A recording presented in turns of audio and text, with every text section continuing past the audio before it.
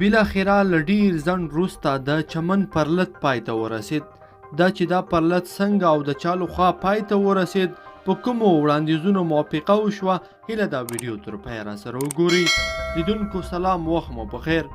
رپورټونو کې ویل شوي ډیورنډ کرښې ته څیرمه د بلوچستان چمن سیمه کې سپین بولدک او چمن ترمنځ د تړلې لار خلاف احتجاج کوونکو او د بلوچستان حکومت ترمنځ د خبرو له بریالیتوب وروسته احتجاج کوونکو هلته له 2 شپېتو ورځو راهیسې روان پرلط پای ته رسولی دی.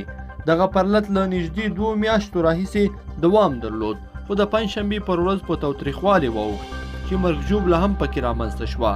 احتجاج کوونکو پر پاکستاني امنیتي ځواکونو تور پورې کړ چې پر ملکي خلکو یې ډزې وکړي او ځینې تاسیساتو ته یې اور ورته کړ. په کوټه کې د بي بي سي خبریال محمد کاظم په چمن کې د روغتیایي چارواکو له قوله ویلي. دې پیښو کې یوې ښځې په ګډون 3 کسان وژل شوي او 23 ټپیان دي، خو د پرلط کمیټې ویان صادق خان اسیګزی وایي 2 کسان وژل شوي او 30 تنه نور ټپیان شوي دي. په یوه رسمي اعلامیه کې ویل شوي چې د کورنۍ چارو ثوابي وزیر میرزیا الله لانګو په مشرۍ حکومتي پلاوي د سوداګرو له استازو او پرلط کمیټې له غړو سره لیدنه کې ژمنه کړې چې د پیښې څېړنه به کیږي او مسؤل کسان به له قانون سره سم جزا ویني. د ښاغلي لانګو له قوله ویل شوي چې د افغانستان او پاکستان ترمنځ د لارې تړلو بنسټیز لامل دی لور ته تر ترهګرو راوښتلو مخنیوی دی.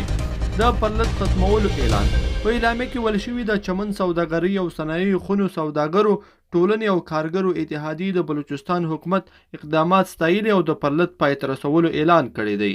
بل لور ته په چمن کې د پرلط کمیټې ویان صادق اسیګزي د پرلط پای ته رسیدل تایید کړي او په وینا یې حکومت د ځایي سوداګرو او کارګرو غوښتنې منلې دي.